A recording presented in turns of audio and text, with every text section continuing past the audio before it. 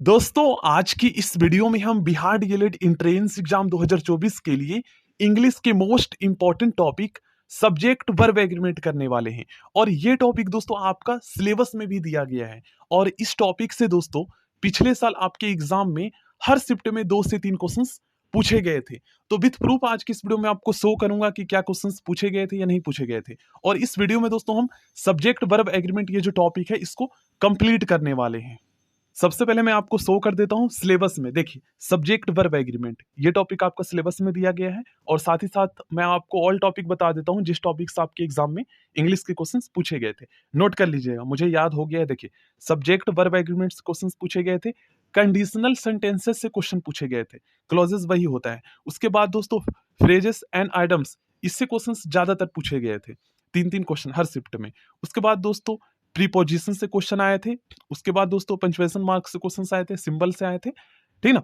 उसके बाद दोस्तों नॉन फाइनाइट्स वर्ब से आए थे, ये मैं आपको करवाऊंगा। पैसिव वॉइस से क्वेश्चन आए थे, एक्टिव वॉइस दे रखा था, मतलब सेंटेंस एक्टिव वॉइस में उसको पैसिव वॉइस में चेंज करना था। उसके बाद डायरेक्ट एंड इनडायरेक्ट स्पीच से 2 क्वेश्चन हर शिफ्ट में पूछे गए थे। तो ये सारा टॉपिक मैं आपको करवाऊंगा। लगभग 7 से 8 टॉपिक इसमें दे रखे हैं जिससे क्वेश्चंस आए थे। अब मैं आपको शो कर देता हूं सो डेट आपको ट्रस्ट हो जाएगा कि क्या क्वेश्चंस पूछे गए थे जो टॉपिक मैं बता रहा हूं या नहीं। देख लीजिए, सबसे पहले मैं आपको आज जो टॉपिक करने वाले हैं वही टॉपिक मैं बता देता हूं जिससे क्वेश्चंस पूछे गए सब्जेक्ट वर्ब एग्रीमेंट से। देख लीजिए क्वेश्चन नंबर 2 पूछा गया है। उसके बाद देखिए ये भी क्वेश्चन जो है सब्जेक्ट वर्ब एग्रीमेंट से पूछा गया है। ये भी क्वेश्चन जो है सब्जेक्ट वर्ब एग्रीमेंट से पूछा गया है। अब सब्जेक्ट वर्ब एग्रीमेंट का क्या मतलब होता है चलिए समझते हैं। बाकी ये देखिए नॉन फाइनाइट वर्ब से क्वेश्चंस पूछे गए हैं। अब आप लोग दोस्तों ध्यान से समझिएगा, ठीक है ना। चलिए सबसे पहले हम सब्जेक्ट वर्ब एग्रीमेंट का मतलब समझते हैं। सब्जेक्ट वर्ब एग्रीमेंट का क्या मतलब होता है। तो यहां पर क्या लिखा हुआ है गाइस, देखिए किसी भी सेंटेंस में सब्जेक्ट के नंबर तथा पर्सन के अनुसार वर्ब का प्रयोग ही जो है सब्जेक्ट वर्ब एग्रीमेंट कहलाता है। देखिए दोस्तों जब आप कोई सेंटेंस बनाते हैं एग्जाम्पल के रूप में यहां पर देखिए, जब आप कोई सेंटेंस बनाते हैं दोस्तों तो हम उसमें जो हेल्पिंग वर्ब यूज करते हैं ना, वो हम पहले ये चेक करते हैं कि जो हमारा सब्जेक्ट है ये प्लूरल नंबर में है या सिंगुलर नंबर में है। क्योंकि सब्जेक्ट वर्ब एग्रीमेंट क्या कहता है, किसी भी सेंटेंस में किसी भी सेंटेंस में सब्जेक्ट के नंबर तथा पर्सन के अनुसार वर्ब का प्रयोग करना ही सब्जेक्ट वर्ब एग्रीमेंट कहलाता है। तो पहले तो आपको ये पता होना चाहिए कि नंबर क्या होता है। देखिए आपने singular number and plural number पढ़े होंगे, एक वचन बहुवचन। अब मान लीजिए एक कार है, ठीक ना। तो कार, अब कार है हमारा सब्जेक्ट सिंगुलर है। एग्जाम्पल के रूप में मैं आपको एग्जाम्पल दे रहा हूं, कार यहां पर हमारा जो सब्जेक्ट है ये सिंगुलर नंबर में है ना, एक वचन में। तो इसके साथ जो हेल्पिंग वर्ब लगाएंगे ये इज लगाएंगे ना। तो इसी तरीके से अगर कार्स हो जाता है तो नंबर प्लूरल नंबर हो जाएगा हमारा सब्जेक्ट, तो हम आर का यूज करेंगे हेल्पिंग वर्ब। तो यही है, नंबर तो समझ में आ गया। अब पर्सन में क्या है कि जैसे एक होता है first person I we, second person you होता है, और third person he C it they होता है। तो जैसे मान लीजिए कि आप वह आ रहा है तो ही के साथ आप आर तो नहीं लगाएंगे ना, क्योंकि ही यहां पर हमारा थर्ड पर्सन का सिंगुलर सब्जेक्ट है। तो सिंगुलर सब्जेक्ट के साथ जो है हम सिंगुलर हेल्पिंग वर्ब यूज करेंगे। आप वॉच कर सकते हो, ईज कर सकते हो, टेंस के अकॉर्डिंग कि प्रेजेंट की बात की जा रही है, पास्ट की या फ्यूचर की, ठीक ना। ईज कर सकते हो, वॉच कर सकते हो, लेकिन वर और आर तो नहीं कर सकते। तो अब समझ में आ गया कि नंबर और पर्सन का क्या खेल है और इसका मतलब क्या होता है। आई होप आपको समझ में आया होगा। तो यही होता है सब्जेक्ट वर्ब एग्रीमेंट का मतलब। लेकिन यह है कि एडवांस सेंटेंस होते हैं ना, तो वहां पर और एडवांस लेवल बढ़ता है, तो वहां पर थोड़ा समझने में आपको प्रॉब्लम आएगा। जैसे देखिए यहाँ पर क्या है, फर्स्ट वाला रूल समझिए, यदि किसी सेंटेंस का सब्जेक्ट एक सिंगुलर नॉन हो तो इसके साथ सिंगुलर वर्ब लगेगा। बहुत ही सिंपल है, ये आता है। लेकिन एडवांस हम चलेंगे आगे क्योंकि क्वेश्चंस जो पूछे गए हैं वो इस बुक में मैं आपको शो कर दूंगा जो क्वेश्चंस पूछे गए हैं दोस्तों, ठीक है ना। देखिए मोहन वॉज ऑलवेज लेट। अब यहाँ पर मोहन जो है ये सिंगुलर नॉन है, ठीक ना। तो इसलिए यहाँ पर हेल्पिंग वर्ब जो लगाया गया वो सिंगुलर वर्ब लगाया गया है। इसी तरीके से यहाँ पर वर यूज किया गया है जो कि गलत है। क्यों? क्योंकि सिंगुलर नॉन के साथ जब हमारा सिंगुलर सब्जेक्ट होगा तो सिंगुलर वर्ब यूज नहीं कर सकते, क्योंकि यही तो सब्जेक्ट वर्ब एग्रीमेंट का हमारा रूल कहता है कि सिंगुलर सब्जेक्ट के साथ सिंगुलर हेल्पिंग वर्ब या सिंगुलर मेन वर्ब का यूज करना ही सब्जेक्ट वर्ब एग्रीमेंट है। अगर प्लूरल हमारा सब्जेक्ट है तो उसके साथ प्लूरल हेल्पिंग वर्ब यूज करेंगे। अब यहाँ पर देखिए समझिएगा, देखिए वर्ब का सही रूप में प्रयोग करने के लिए यह आवश्यक है कि आप सिंगुलर और प्लूरल सब्जेक्ट तथा सिंगुलर और प्लूरल प्लूरल वर्ब पहचाने। हाँ, पहले तो आपको यही पता चलना चाहिए। जैसे वर्ब का यूज हम कई बार ग्रामेटिकली मिस्टेक कर देते हैं वर्ब का यूज करने में। तो पहले तो आपको सिंगुलर सब्जेक्ट कौन से है और सिंगुलर प्लूरल सब्जेक्ट कौन से है ये पता होना चाहिए। उसके बाद सिंगुलर और प्लूरल वर्ब कौन कौन से होते हैं ये पता होना चाहिए। तो यहां पर आप लोग समझिए, देखिए एक एक टॉपिक करके, ज्यादा टॉपिक नहीं है, लगभग 8 से 9 टॉपिक है जिससे क्वेश्चंस पूछे गए हैं। तो मैं आपको अगर हफ्ते में 3 टॉपिक भी करवाता हूं तो 1 महीने में हमारा कंप्लीट हो जाएगा ये सारा टॉपिक। बाकी आपका प्रैक्टिस का खेल होगा और मैं जो है इसके इंपॉर्टेंट क्वेश्चन प्रीवियस ईयर जो हुए हैं सारा करवा दूंगा। मैं प्रैक्टिस सेट से 20 जो क्वेश्चन, मतलब 20 प्रैक्टिस सेट है उसमें 20 क्वेश्चन है, तो 400 तो वहां हो गए, और 15 जो प्रीवियस ईयर के क्वेश्चन है बुक में दे रखे हैं जो मैंने बताया है, तो उसमें 20 क्वेश्चन सभी में है, 15 क्वेश्चन पेपर में, तो 15 दूनी 30, 300 उसमें हो गए। ठीक ना, तो हमें प्रीवियस ईयर के अकॉर्डिंग ही तैयारी करना है क्योंकि ज्यादा टाइम है नहीं। अब देखिए सिंगुलर सब्जेक्ट, अब सिंगुलर सब्जेक्ट कौन कौन से होते हैं। तो आई दोस्तों singular subject as a singular subject group में कंसीडर किया जाता है। अब यू जो है ना ये सिंगुलर में भी आ जाता है और प्लूरल में भी आ जाता है, आपको पता है, ठीक ना, क्योंकि एक के लिए भी बात की जाती है, जैसे तुम और आप बहुत सारे हो जाते हैं, आप लोग यू करते हैं ना। इसी तरीके से ही सी it Ram Sita the boy the girl, यहाँ पर द बॉय और द गर्ल, अगर यहाँ पर गर्ल के पहले द लगा रहे आर्टिकल और बॉय के पहले द लगा रहे तो वो एज अ सिंगुलर सब्जेक्ट मतलब हो जाता है। ध्यान रखिएगा आर्टिकल का भी खेल है, क्योंकि आर्टिकल कई बार जो है ना डिफाइन कर देता है, मतलब सिंगुलर बना देता है कई बार सब्जेक्ट को, कई बार प्लूरल बना देता है, तो यही खेल है। अब समझिए यहां पर एम, इज, वॉज, हैज जो है ये सिंगुलर हेल्पिंग वर्ब में आता है। इसी तरीके से डू, ये डू प्लूरल वर्ब में आता है, प्लूरल हेल्पिंग वर्ब में आता है, ठीक ना। अब अगर हम ई एस या ई एस लगाकर, आपको पता है गैस आगे हम पढ़ेंगे, देखिए ये वाला रूल पढ़ेंगे, देखिए ये रूल काफी ज्यादा इंपॉर्टेंट है। और बहुत सारे स्टूडेंट जब टेंस बनाते हैं ना तो यही गलती करते हैं, उसे एस या ई एस का समझ में नहीं आता कि क्या खेल है, वही मैं बताऊंगा। देखिए डू अगर लगाओगे तो ये डू प्लूरल है, प्लूरल हेल्पिंग वर्ब है, तो ये आप प्लूरल सब्जेक्ट के साथ ही लगा सकते हो। लेकिन अगर आप ही के साथ अगर आपको डू या डज यूज करना है तो क्या करोगे, तो आप इसमें ई एस लगाकर इसको सिंगुलर बना दोगे और इसके साथ आप डज यूज करोगे ही के साथ। ये होता है क्योंकि ही जो है ना, देखिए हमारा सब्जेक्ट वर्ब एग्रीमेंट क्या कहता है कि अगर हमारा सब्जेक्ट सिंगुलर है तो इसके साथ हम सिंगुलर वर्ब का ही यूज करेंगे, अगर हमारा सब्जेक्ट प्लूरल है तो प्लूरल वर्ब का यूज करेंगे। और अगर हमारा वर्ब जो है ना हमें पता नहीं है कि ये वर्ब सिंगुलर में या प्लूरल में, तो हम उसे बना सकते हैं खुद ही, जो ये वाला रूल यहाँ पर लिखा हुआ है इसके अकॉर्डिंग। आगे बढ़ते हैं। देखिए यहाँ पर दोस्तों आप लोग एक चीज नोटिस करेंगे, राइट्स, ड्रिंक्स, रीड्स, ये दोस्तों सिंगुलर वर्ब कैसे है। देखिए मैं आपको एक वर्ब देता हूं, आप लोग जो है ना बताइएगा ये प्लूरल वर्ब है या सिंगुलर वर्ब है। WRITE, ये राइट दोस्तों सिंगुलर वर्ब है या प्लूरल वर्ब है। तो देखिए आपके पास दोस्तों ऑक्सफोर्ड की जो है ट्रांसलेशन की बुक होगी, उसमें जब आप लास्ट पेजेस ओपन करेंगे ना तो उसमें जो वर्ब की जो फर्स्ट फॉर्म होती है, जैसे ड्रिंक हो गया, रीड हो गया, रन हो गया, राइट हो गया, ये सारे जो फर्स्ट फॉर्म वाले जो वर्ब होते हैं ना दोस्तों, ये एज अ प्लूरल होते हैं वो, ठीक है ना, ये प्लूरल होते हैं। और अगर मैं आपको कहूं दोस्तों कि वह दौड़ता है, इसका एक सेंटेंस बनाइए, जैसे वह लिखता है, तो आप कैसे बनाएंगे। तो देखो वह क्या है, यहां पर वह जो है हमारा सब्जेक्ट, ये थर्ड पर्सन का सिंगुलर सब्जेक्ट है। तो हमारा सब्जेक्ट वर्ब एग्रीमेंट क्या कहता है, अगर सब्जेक्ट हमारा सिंगुलर है तो उसके साथ हम सिंगुलर हेल्पिंग वर्ब या सिंगुलर मेन वर्ब का यूज करेंगे। अब दोस्तों ये जो वर्ब आपको मैंने बताया है फर्स्ट फॉर्म वाला, ये क्या है, ये दोस्तों प्लूरल है। तो वर्ब के साथ दोस्तों देखिए वर्ब में रूल ये याद रखिएगा, मोस्ट इंपॉर्टेंट रूल है और 90% जो ग्रामर के रूल है ना इसी के इर्द गिर्द घूमता है। देखिए वर्ब में दोस्तों किसी भी वर्ब में बस वो फर्स्ट फॉर्म वाला होना चाहिए, ठीक है। किसी भी वर्ब में अगर हम उसे सिंगुलर बनाना चाहते हैं तो उसमें हम एस या ई एस या आई ई एस लगाकर हम उसे सिंगुलर बनाते हैं, ठीक है ना। जैसे मान लीजिए यहां पर मैं जो है एक वर्ब लिख देता हूं RUN, रन। अब दोस्तों ये प्लूरल फॉर्म में है, फर्स्ट फॉर्म का ये जो वर्ब है ये प्लूरल फॉर्म में है। अब दोस्तों मैं आपको कहता हूं कि आप इसे जो है सिंगुलर बनाइए, जैसे वह दौड़ता है तो इसके साथ आपको यूज करना है, तो ही रन अगर मैं लिखूंगा तो ये गलत हो जाएगा, क्योंकि हमारा सब्जेक्ट जो है ये थर्ड पर्सन का सिंगुलर सब्जेक्ट है, तो इसके साथ जो वर्ब यूज होगा वो भी सिंगुलर होगा। अब मैं रन के साथ एस लगा देता हूं तो वर्ब भी हमारा सिंगुलर वर्ब बन गया।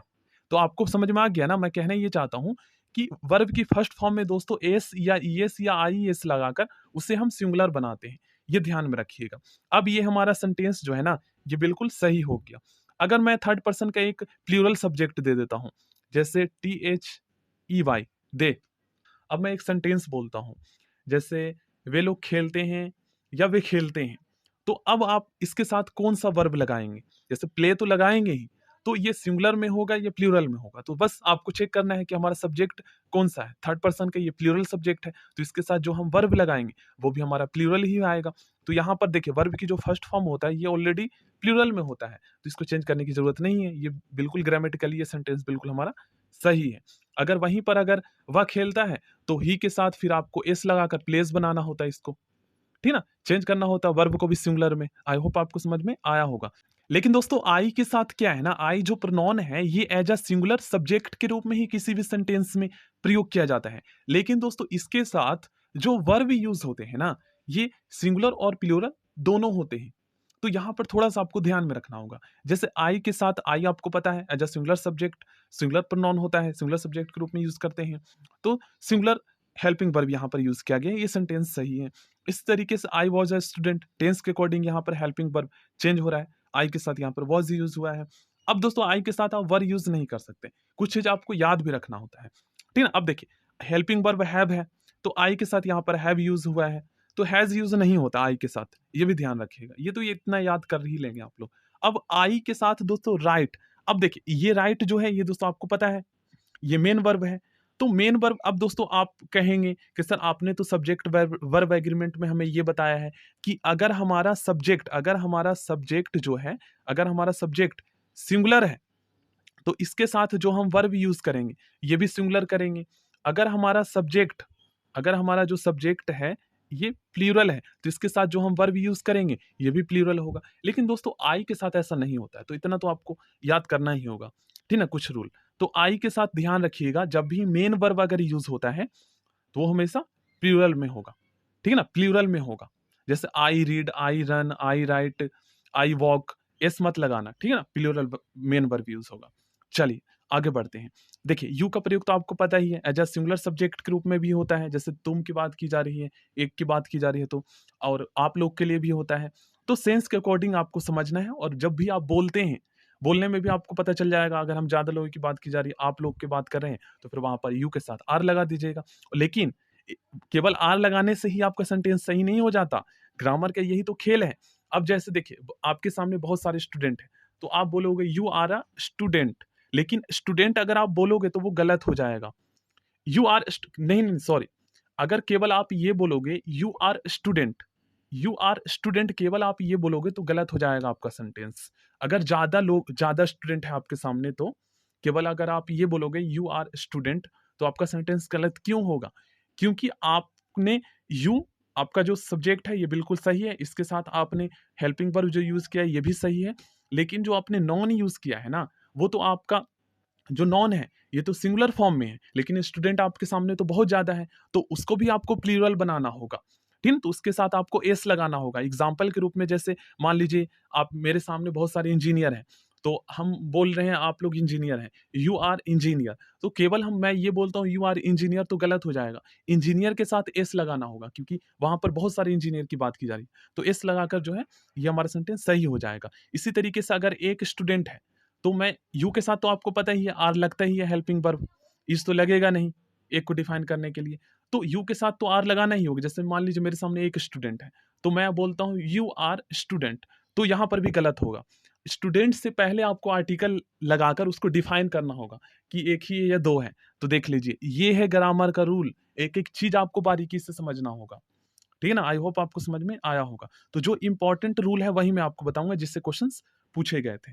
चलिए इसे आप पढ़ लीजिएगा, जो इंपॉर्टेंट रूल है वो आगे हम आपको बताते हैं। देखिए ये होता है दोस्तों सपोजिशनल सेंटेंसेस, जिसे हम कंडीशनल सेंटेंसेस भी बोलते हैं, कंडीशनल क्लॉजेस, और इससे आपके क्वेश्चंस पूछे गए हैं एग्जाम में। देखिए यहाँ पर कंडीशनल सेंटेंसेस से आपके एग्जाम में क्वेश्चंस पूछे गए हैं, देख लीजिए, और भी मैं आपको शो करूंगा। यहाँ पर आप लोग देखिए देखिए कंडीशनल सेंटेंसेस आपके क्वेश्चंस एग्जाम में पूछे गए हैं। देखिए आपके एग्जाम में दोस्तों पिछले साल जो है ना suppositional sentences and conditional sentences दोनों टॉपिक से क्वेश्चंस पूछे गए हैं। तो दोनों का मतलब आप समझिए। देखिए सपोजिशनल सेंटेंसेस ऐसे सेंटेंसेस होते हैं दोस्तों जहां पर जो है ना कोरी कल्पना और असंभव शर्त का बोध होता है। तो सपोजिशनल सेंटेंसेस की एक खासियत क्या है ना कि इसके साथ दोस्तों सब्जेक्ट वर्ब एग्रीमेंट वाला जो रूल है ना वो लागू नहीं होता। क्योंकि सब्जेक्ट वर्ब एग्रीमेंट वाला रूल हमारा क्या कहता है, सब्जेक्ट अगर सिंगुलर हो तो सिंगुलर हेल्पिंग वर्ब या मेन वर्ब का यूज करेंगे, प्लूरल हो सब्जेक्ट तो प्लूरल हेल्पिंग वर्ब या मेन वर्ब का यूज करेंगे, ठीक ना, पर्सन के अकॉर्डिंग और टेंस के अकॉर्डिंग। ये तो आपको पता ही। अब सपोजिशनल सेंटेंसेस में क्या होता है, वही रूल लागू नहीं होता है। देख लीजिए यहां पर फर्स्ट वाला सेंटेंस, क्योंकि यहां पर असंभव शर्त की बोध की जाती है। देखिए फर्स्ट वाला sentence, I wish Manisha were my wife. अब सेकंड वाला सेंटेंस यहां पर देखिए, I wish Manisha was my wife. तो अब आप लोग कहेंगे कि सर हमें कैसे पता चलेगा कि इसमें सपोजिशनल सेंटेंस कौन सा और कंडीशनल सेंटेंस कौन सा है। तो देखो गाइस, पहले तो आपको यह ध्यान में रखना है कि स्टार्टिंग जो सब्जेक्ट का जो स्टार्टिंग होगा ना वो if as the, if only, suppose, I wish, we wish, इस तरीके से होगा, पहला शर्त। अब दूसरा क्या है ना कि इस सेंटेंस को जब आप पढ़ेंगे तो इसका डीपली जो मीनिंग निकलेगा ना ये क्या होगा, असंभव शर्त का बोध होगा। जब आप सेंटेंस को पढ़ेंगे तो इससे असंभव शर्त का बोध होगा। अब आप लोग कहेंगे कि मनीषा वर माई वाइफ, इससे कहाँ असंभव शर्त का बोध हो रहा है सर। तो देखो हो सकता है दोस्तों मनीषा जो है वो अंबानी की भी बेटी हो सकती है। तो यहाँ पर जो चीज संभव नहीं है तो वो तो असंभव है कि नहीं। तो इससे तो आपको पता चल गया बोध पढ़कर कि ये जो इससे बोध हो रहा है कि हाँ ये असंभव है, असंभव है, ठीक है ना, जो पॉसिबल नहीं है। तो इस तरीके से आपको दोनों तरीके से जो है ना आपको पता लगाना है कि ये कौन सा सेंटेंस की बात की जा रही है। आई होप आपको समझ में आया होगा। तो इसलिए इसके साथ वर का यूज किया गया है, क्योंकि आपको पता है क्योंकि यहाँ पर सब्जेक्ट वर्ब एग्रीमेंट रूल लागू नहीं होता। सेकंड सेंटेंस देखते हैं, if he were my boss he would suspend me, वह मुझे सस्पेंड कर देता। अब यहां पर कैसे पता चलेगा, तो पहला तो इफ से स्टार्ट हो रहा है, ठीक है ना। अब देखिए यहां पर क्या है दोस्तों, आपके एग्जाम में जो क्वेश्चंस होंगे ना वो वर हेल्पिंग वर्ब हटा देंगे। जैसे if he dash my boss, अब यहां पर was, is, am, are, was, इस तरीके से चार ऑप्शन दे देंगे। तो आपको समझना है कि यहां पर किस चीज की बात की जा रही है, ठीक है ना, और स्टार्टिंग किससे हो रहा है, इफ से हो रहा है। तो समझ जाएगा कि ये कंडीशन सेंटेंस की बात की जा रही है, ठीक है ना। इस तरीके से मैं आपको क्वेश्चंस करवाऊंगा तो आपको काफी कुछ समझ में आएगा। चलिए आगे देखते हैं। जबकि कंडीशनल सेंटेंसेस आमतौर पर इफ, एज दो से स्टार्ट होते हैं, इससे वास्तविक स्थिति का बोध होता है। अगर इससे वास्तविक स्थिति का बोध होता है जो कि रियल है, जो कि हो सकता है, तो इस केस में इफ एज दो के बाद प्रयुक्त सब्जेक्ट के जो सब्जेक्ट यूज होगा उस सेंटेंस में उसके नंबर तथा पर्सन के मुताबिक वर्ब का प्रयोग होता है, ठीक है। यहाँ पर सब्जेक्ट वर्ब एग्रीमेंट रूल लागू होता है। अब मान लीजिए फर्स्ट वाला सेंटेंस जो है ना ये प्रेजेंट में है, तो फिर सेकंड वाला सेंटेंस भी प्रेजेंट में ही होगा, उसका हेल्पिंग वर्ब और मेन वर्ब प्रेजेंट में ही यूज होगा। जैसे क्वेश्चंस में आपको शो किया था कंडीशनल सेंटेंसेस का, फिर से मैं आपको समझाऊंगा। देखिए जैसे इफ यू कम, ये सेंटेंस प्रेजेंट में है और यहाँ पर जो हमारा सब्जेक्ट है यू, ये प्लूरल सब्जेक्ट है, ठीक है ना, सेकंड पर्सन का। तो इसके साथ जो वर्ब यूज किया गया है COME, ये भी क्या है, ये प्लूरल वर्ब है कि नहीं, प्लूरल मेन वर्ब है। अब अगर आप इसमें एस लगा दो तो ये सिंगुलर हो जाएगा, ठीक है। थोड़ा सा बताने के लिए आपको मैं बता रहा हूँ, तो आई होप आपको समझ में आया होगा। तो if you come here I will teach you, अगर तुम यहाँ आते हो तो मैं तुम्हें पढ़ाऊंगा, ठीक है ना। तो इससे आपको पता चल गया कि ये सेंटेंस बिल्कुल करेक्ट है। अब यहाँ पर ये पॉसिबल है, ठीक है ना, ये कोई असंभव शर्त की बात नहीं की जा रही है, तो ये कंडीशनल सेंटेंसेस के अंतर्गत आएंगे। स्नेहा लुक्स एज दो, मतलब स्नेहा ऐसे दिखती है मानो, सी हैज, एज दो का मतलब होता है मानो, सी हैज बीन वर्किंग, मतलब कि वह जो है काम कर रही है, ठीक ना, तो दोनों प्रेजेंट में ही है। आई होप आपको समझ में आया। अब स्नेहा जो है यहाँ पर दोस्तों जो हमारा सब्जेक्ट है ये थर्ड पर्सन का सिंगुलर सब्जेक्ट है, और सिंगुलर के साथ हम हमेशा सिंगुलर वर्ब का यूज करते हैं। तो यहाँ पर कौन सा कोरी कल्पना, असंभव शर्त का तो बोध नहीं हो रहा है, ये तो यूजुअल है जो कि होता ही रहता है। तो यहाँ पर स्नेहा जो है यहाँ पर सिंगुलर सब्जेक्ट है, तो LOO के लुक वर्ब की फर्स्ट फॉर्म आपने पढ़े होंगे, इसके साथ ये प्लूरल होता ही है। अब एस लगाकर इसको सिंगुलर बनाया, क्योंकि हमारा सब्जेक्ट वर्ब एग्रीमेंट यही कहता है सिंगुलर सब्जेक्ट के साथ सिंगुलर हेल्पिंग वर्ब या मेन वर्ब का यूज करते हैं। उसके बाद एज दो, सी और सी के साथ हैज लगेगा, आपको पता ही है, हैज बीन वर्किंग, आगे बढ़ते हैं। देखिए, जिस टॉपिक से क्वेश्चंस आपके एग्जाम में दोस्तों प्रीवियस ईयर पूछे गए हैं, वही टॉपिक मैं आपको करवा रहा हूँ। और जो इंपॉर्टेंट टॉपिक है, अगर आप कहेंगे तो ये मैं और आपको करवा दूंगा।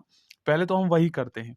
देखिए, नेक्स्ट टॉपिक है, यदि दो सिंगुलर नॉन, ठीक है ना, दो सिंगुलर नॉन, मतलब सिंगुलर नॉन का मतलब एज अ सब्जेक्ट कह सकते हो, दो सिंगुलर सब्जेक्ट एंड से जुड़कर सेंटेंस के सब्जेक्ट के रूप में प्रयुक्त हो, तो इसके साथ प्लूरल वर्ब का प्रयोग होता है। ठीक ना, चाहे वो हेल्पिंग हो या मेन वर्ब हो। ठीक ना। देखिए, रवि एंड कवि, यहां पर दोनों जो ये सब्जेक्ट है हमारा सिंगुलर है, लेकिन यहां पर एंड कंजक्शन से ये दोनों जुड़ गया है, लेकिन बोध तो हमें दो का ही हो रहा है ना, तो हमारा ये जो सब्जेक्ट है ये प्लूरल हो जाएगा। ठीक ना। अब इसके साथ जो हेल्पिंग वर्ब यूज किया गया है, हैव, ये भी प्लूरल है, तो ये सेंटेंस बिल्कुल सही है। अब आपके एग्जाम में क्वेश्चंस कैसे आएंगे, हैव के स्थान पर डैश दे दिया जाएगा और चार ऑप्शन दे दिया जाएगा, हैज दे दिया जाएगा, हैव दे दिया जाएगा, इज दे दिया जाएगा और आर दे दिया जाएगा। तो फिर आपको तो डायरेक्ट ही हेल्पिंग वर्ब नहीं यूज कर लेना है कि इसका हैव होगा। पहले टेंस जो है ना, जो सेंटेंस है, जो सेंटेंस उसका टेंस समझना है कि ये पास्ट में है, फ्यूचर में है। फिर उसके बाद आपको ये चेक करना है कि कहीं ये पैसिव वॉइस तो नहीं है, एक्टिव में है ना, उसके बाद आपको यूज करना है। सब चीज ध्यान में रखना पड़ता है। चलिए देखिए, यहाँ पर ये वाला रूल देखिए, ए बॉय। अब देखिए, ये वाला रूल अब खुद ही देख सकते हो, यहाँ पर हैज का यूज कर लिया गया है, जो कि गलत है। तो इसी तरीके से क्वेश्चंस बनेंगे आपके एग्जाम में। A boy and a girl, यहाँ पर दो सब्जेक्ट है, मतलब दो लोगों की बात की जा रही है, तो ये एज अ प्लूरल सब्जेक्ट हो गया, तो इसके साथ जो हमारा वर्ब यूज होगा, चाहे वो मेन वर्ब हो या हेल्पिंग वर्ब, वो भी हमारा प्लूरल यूज होगा। अब L O V E, love, ये हमारा जो है ना फर्स्ट फॉर्म का वर्ब होता है, तो ये जब प्लूरल ही होता है, तो इसमें एस या येस लगाकर हम इसको सिंगुलर बनाते हैं। अब यहाँ पर हमारा सब्जेक्ट प्लूरल में है, तो फिर इसको सिंगुलर बनाने की क्या जरूरत है। आई होप आपको समझ में आया होगा। देखिए, अब यहाँ पर दोस्तों देखिए, इस टॉपिक से काफी क्वेश्चंस पूछे जाते हैं। देखिए, युग में जो शब्द होते हैं पेयर वर्ड्स, उसमें जो है ना थोड़ा सा आपको समझना भी होगा। देखिए, यहाँ पर क्या कहा गया, ये जितने भी वर्ड्स आप देख रहे हो इसे आप पढ़ लो, एक्सेट्रा का प्रयोग सेंटेंस के सब्जेक्ट के रूप में होने पर, किसी भी सेंटेंस के सब्जेक्ट के रूप में होने पर, इससे एक ही वस्तु या भाव का बोध होता है। देख लीजिए, लेकिन लगता है हमें कि ये दो वस्तु की बात की जा रही है। तो कई बार स्टूडेंट जो है ना, जिन्हें नहीं पता होता है, वो उन्हें लगता है कि ये तो प्लूरल सब्जेक्ट है, दो की बात की जा रही है, हमने ग्रामर में तो यही पढ़ा है, और वो आर लगा देते हैं, या फिर मतलब कि प्लूरल हेल्पिंग वर्ब या मेन वर्ब का यूज कर देते हैं। तो रूल हर चीज पता होना चाहिए। केवल एक रूल पढ़ के आप मास्टर नहीं बन जाओगे ग्रामर के, ठीक है ना।